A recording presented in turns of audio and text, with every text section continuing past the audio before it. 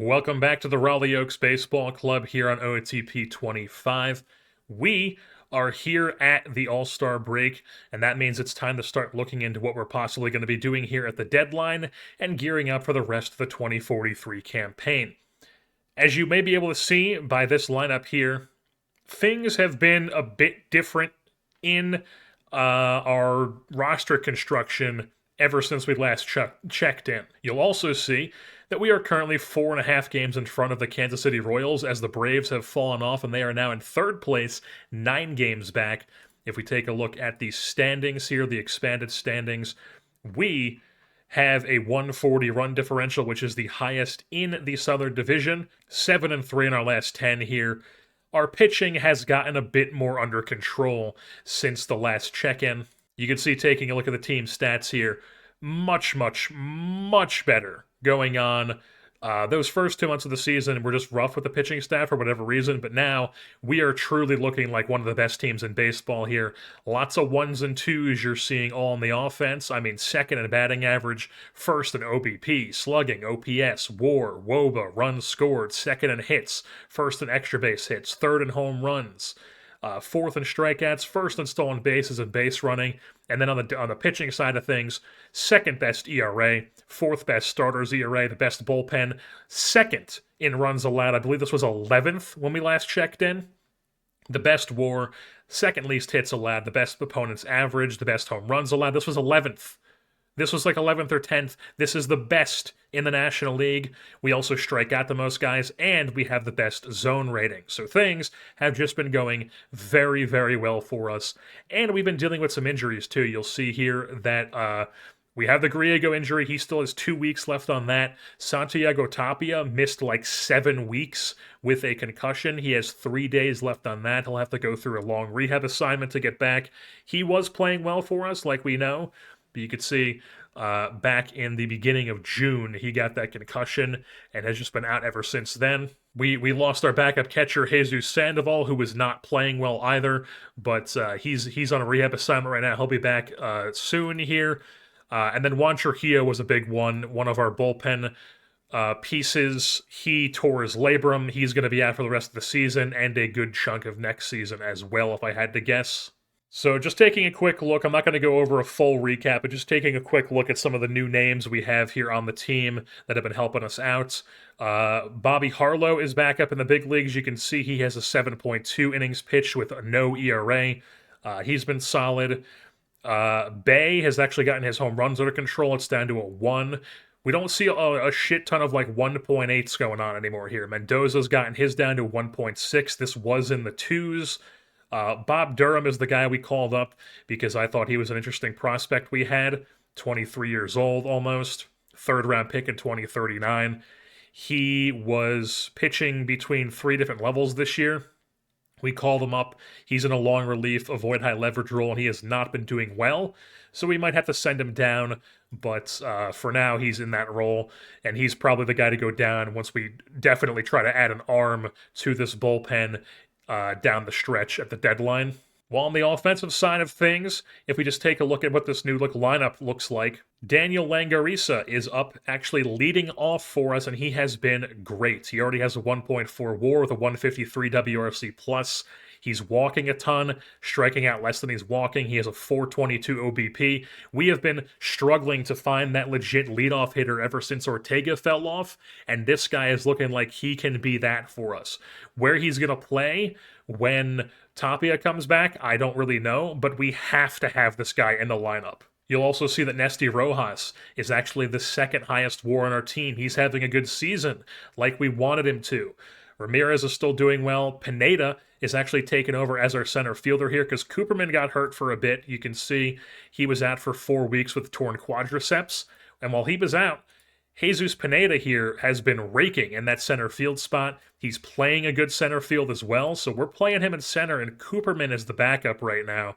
Will Caffin is also our shortstop at the moment, simply because him and Ruben are both putting up similar WRC pluses, I feel like. Caffin a little bit better even. But Caffin has actually been putting up an 8 ZR at shortstop, whereas Mike Ruben has been putting up a negative ZR at shortstop. So Ruben's the bench player now. But yeah, I don't think we're going to be adding like too many pieces to this roster here at the deadline. I do think we want to pick up one or two bullpen arms. So like Durham would go down, and then maybe like I mean Harlow's been pitching super well, so like I don't know, probably maybe just one bullpen arm, possibly two to pick up here at the deadline. I would want them to be like legit guys. They're like we're not trying to like add like a edge of the roster guy here. I think we're trying to add like a guy who could pair well as another stopper with Carmona or somebody like that. Or at the very least, somebody who can also be like a middle relief used more often, along with Demario Esquivel here, who's been pretty solid in his role for us. Possibly even trying to find a lefty. Like if it comes down to like two guys who I think are the same, we're probably going to prefer the lefty just because I feel like we need to add another lefty to this bullpen mix, to our rotation, or to our bullpen rather. And then if we add anything to the lineup, we're gonna add Tapia to this infield mix here. He's coming back from injury. If we add anything, it's like I don't really know what we could add. Like I just don't think there's room to add a bat, especially with some of the depth guys that we have in the minors. That like I like Henniger probably more than any outfielder we could get. He's down in AAA still. We could call him up at some point. He was up while Cooperman was injured. We even like this guy as a backup infielder. He was up for a couple of games while Ruben was out for like a week or two. You could see he could play all over the infield very well. He's got a decent bench bat as well. I even like somebody like Alvaro Vizcaíno. Not exactly tearing the cover off the ball in AAA, but this guy is somebody we would be confident with if we had to call him up. We also have David Rosales, who is in AAA this year after making the jump straight from high A and is struggling a bit, but this guy definitely could be somebody at some point. And if we just go ahead and take a look at some of the best relievers available on the trade block, there's a couple names here that are standing out. The top two guys here, people who we have had in different instances. Zion, so he's an expiring free agent, cheap, definitely somebody we could go after as a lefty as well. Ben Anderson as a righty. We had him with the Angels for one of those half season in 2036. We picked him up from Seattle, and now he's back in Seattle, putting up decent numbers late into his career here. But like I said, we're going to prefer lefties here, and when it comes down to lefties, Zion is definitely the best option we could get, and then it drops down to a bunch of 45s here who probably are not people I'm trying to prioritize, so I'm thinking Zion is our guy. Andre Zamora, way down here as a lefty. Yeah, he's not quite the guy he used to be. He's fallen off. The bat destroyer, his career has it's winding down. Now I will say the Cubs, they're still in the mix here. I don't really know why they're trying to trade Zion, other than he's an expiring free agent. But I think we're going to try to find something out. I think we're going to try to find somebody else to trade for because Zion's on a team that could win the Great Lakes division, and I just don't really want to do. I mean, they're 7-3 in their last 10. It would not make sense for them to trade one of their best relievers. So here we have some classic AI mismanagement here. I'm looking at the Phillies. I'm seeing they're not doing so hot this year, so I go to their roster. I'm like, okay, do they have any lefties we could pick up? They got Dan Brannick. That could be an interesting pickup for us. He's on a 2-year deal, though, so probably not somebody we're looking to pick up, and he's wrecked. But then I also noticed that their starting catcher is Aiden McCarthy. I'm like, why are they starting Aiden McCarthy? The other guy must be hurt. No, he's not hurt, so the backup is Toribio here. He's not the guy we opted not to trade for because they had two really good catchers.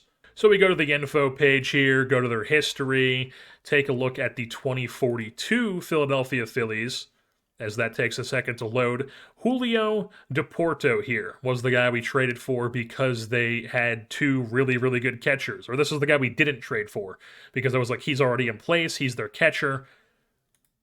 They traded him on the 14th of November. So I'm seeing this, and I'm like, they must have traded him like a couple days after we traded for the other guy. So they traded for him on the 14th.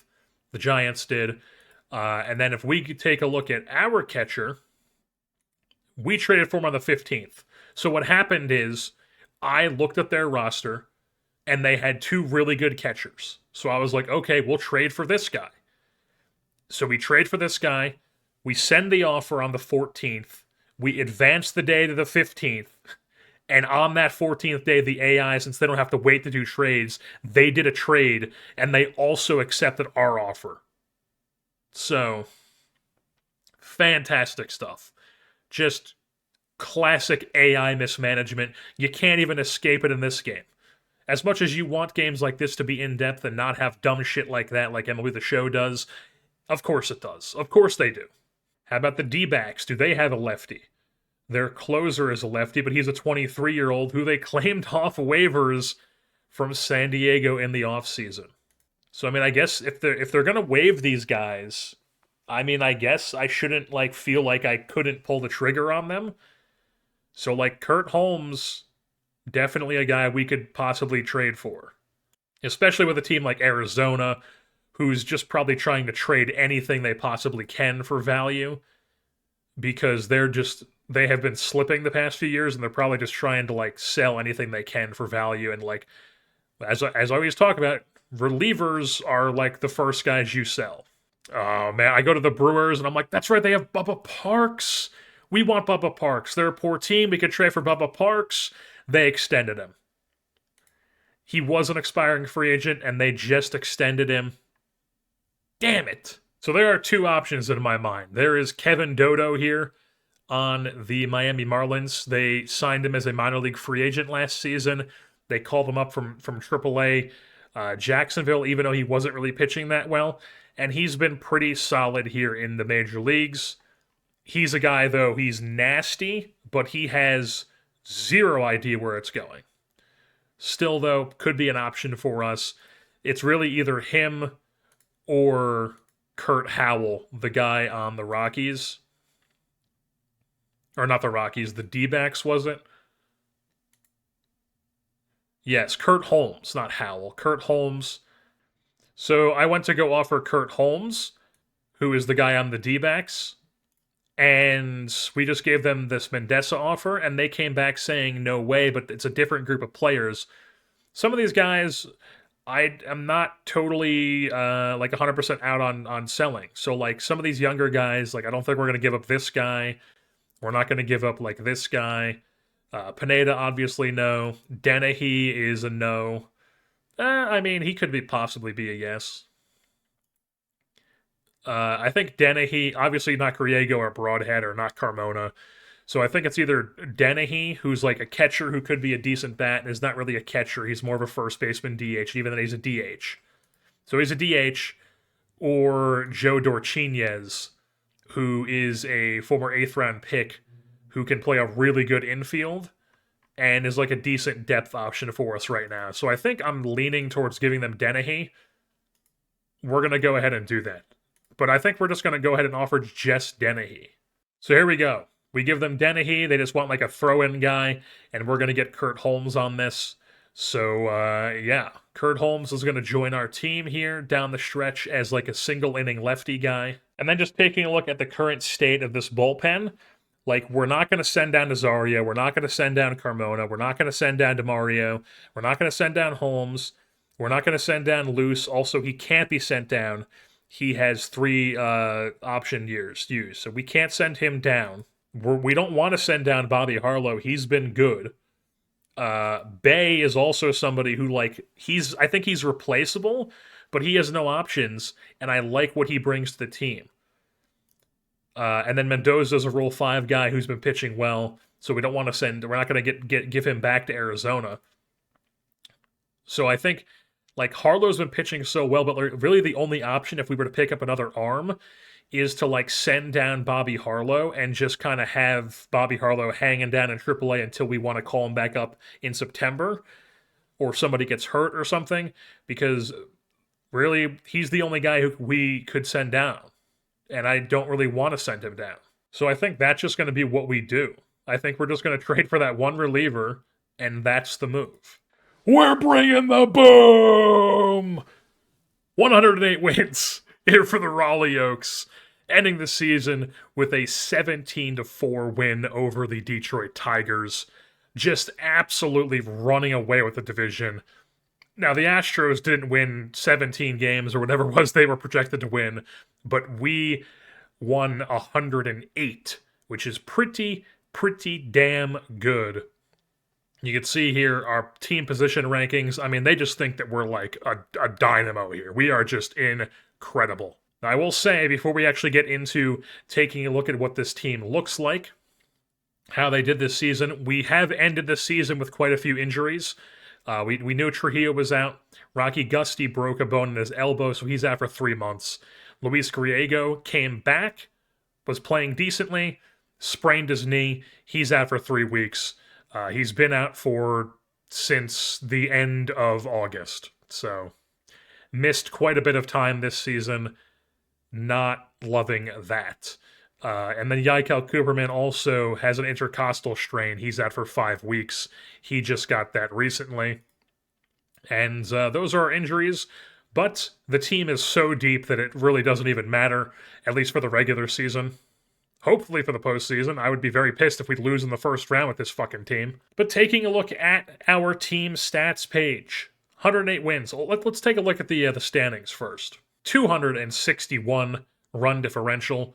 We outplayed our Pythagorean by 2 games. That was a 106. We had 108. Ended the season on a 7-3, last 10 with a W3. And now, if you take a look at the team stats page, we were very good at home, very good on the road, good in one-run games, good against both pitchers. I mean, we were solid in April, solid in May, dominated June, dominated July, dominated August, dominated September, multiple single-digit loss months. I mean, that's just incredible stuff. And then, as you would expect, look at all the ones on both of these. I mean, just first in OBP, slugging, OPS, WAR, WOBA, runs scored, extra base hits, stolen bases.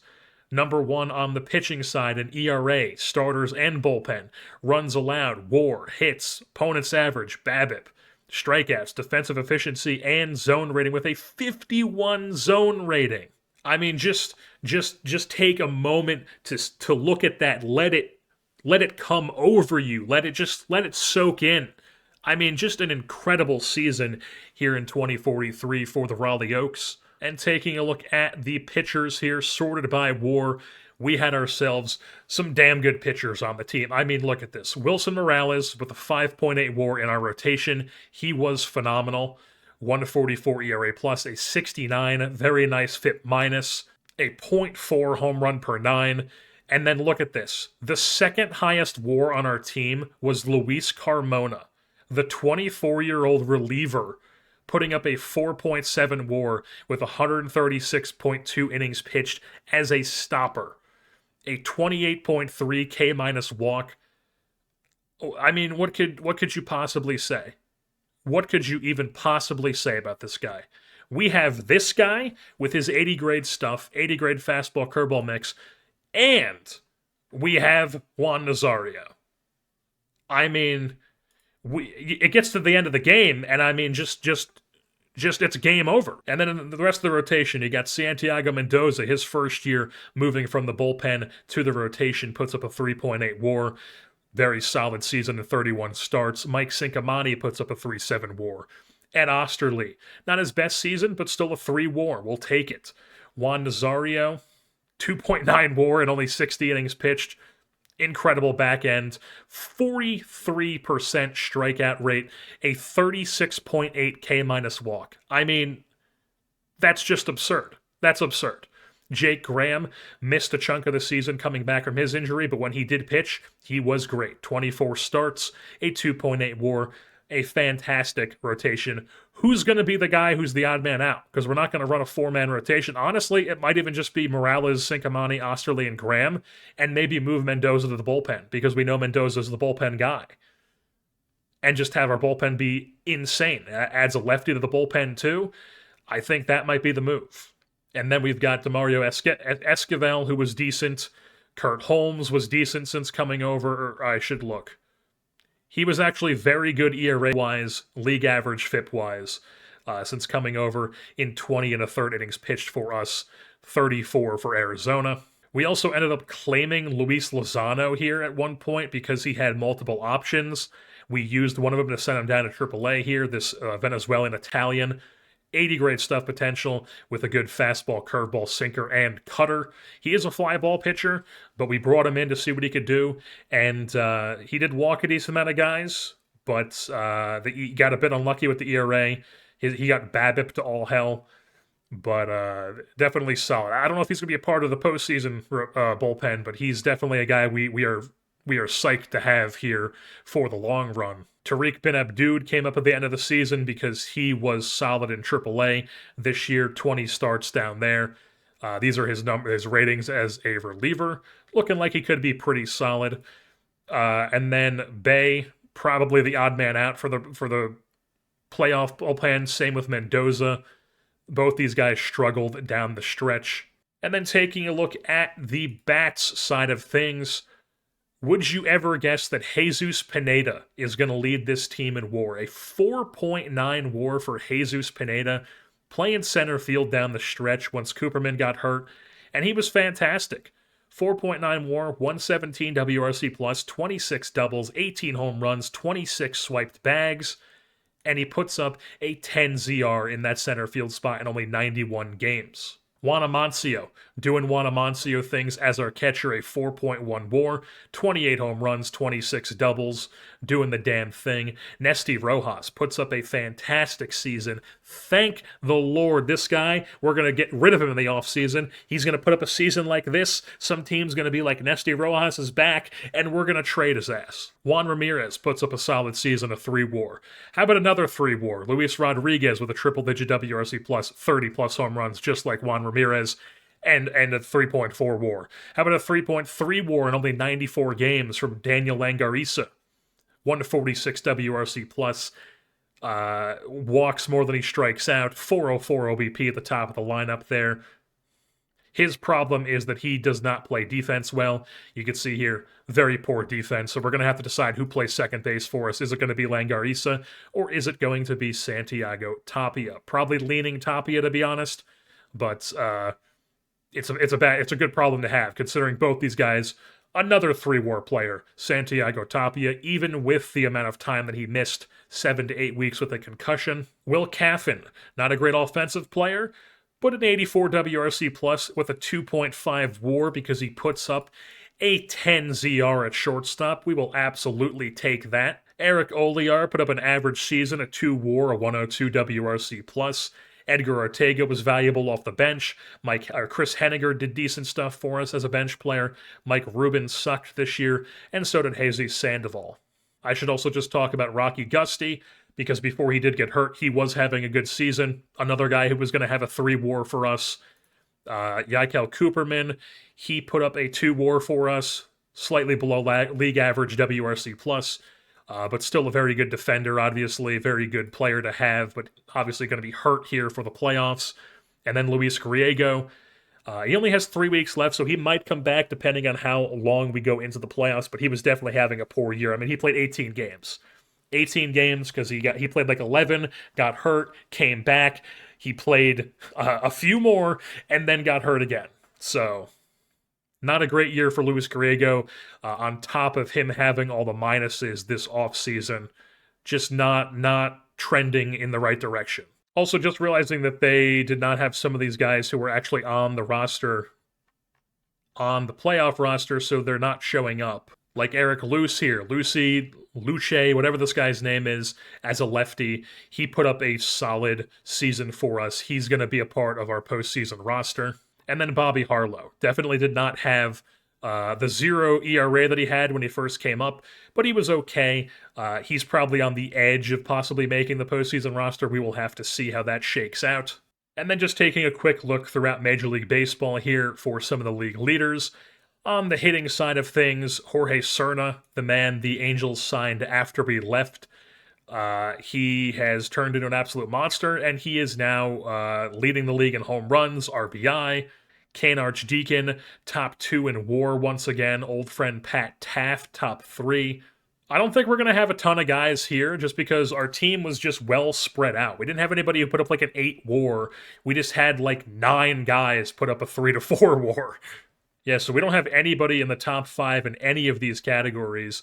And then when it comes to the pitching side of things, New face here leading the league in ERA, Kadeem McKelton, looking like an absolute stud here from Palo Alto, former 12th round pick, or 12th overall pick rather, for the Kansas City Royals here, now up here in the big leagues. I guess he's been here for a few seasons, but this is the first year we had like a take the game over sort of year. An 8 WAR, 9.9 R WAR, a 55 FIP minus, and a 2.02 ERA.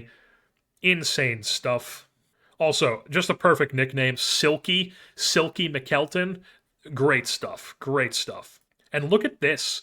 2 guys from Montreal in the top 2 for ERA. Josh Griffin, a 23-year-old starter, former second overall pick, puts up a 6.5 WAR. And then they also have Luis Guerrero here, 31-year-old, former 4th overall pick. He's been here for a long time, and he's just been a steady starter for them. So Montreal looking like all of a sudden they've got some dudes. First sighting of our guys, we have Wilson Morales, who finished 3rd in FIP. We have Mike Cinquemani, who finished 3rd in BABIP. And then Luis Carmona finished number 1 in shutdowns with 46. Basically, he had 9 more than the second guy. And then he also had 35 holds in front of 22 from Hunter Sharp of the Cubs. Insane season for Luis Carmona. I mean, we have some dudes in this bullpen. And then Wilson Morales also top 5 in quality starts here, tied with 22 with 3 other players. And look at this, Juan Amancio is actually number 2, a 10.22 range here, only behind Pero Fruga, who is the guy who was a former Dodgers catcher who hit free agency this past offseason, completely fell off the map. I mean, you go to Colorado and your bat falls off, that's how you know you're cooked. Also, Will Caffin here towards the top with errors. So had a really good ZR, but I mean, that is also kind of the double-edged sword there with having such good range, is that you see this a lot in real life too, where guys who are just really good at getting to balls, it creates an illusion that they make more errors because they're like, oh, they got to that ball, so they should make a mistake. It's like, oh, it's a mistake that they didn't make the play. But in reality, it's like, no, it's insane that they even got to the ball in the first place. But then also Amancio had the most passed balls in Major League Baseball. But he did have top 3 in catcher's ERA, so that is good to see. Old friend Billy Noble leading the league in caught stealing percentage. Aiden McCarthy no longer in this category. But then look at this. Magdaleno. This is actually a former Raleigh Oak farmhand. Number 1 in catcher's ERA and in framing runs. David Magdaleno, a Puerto Rican American out of Carlos Beltran Baseball Academy. We traded him to Raleigh in 2040 as a part of that... Oh, no, he was a Rule 5 pick. He was a Rule 5 pick by Milwaukee in that 2040 offseason. He was just kind of a guy that kind of fell through the cracks, didn't really have a spot for him, and he goes to Milwaukee, and now he's just this... He did not have this. That is absolutely not what his ratings looked like when we took him, when we had him. Yeah. Current defensive... Yeah. In this offseason, his catcher rating improved from 60 to 80. It improved 20 points in an offseason. That's insane.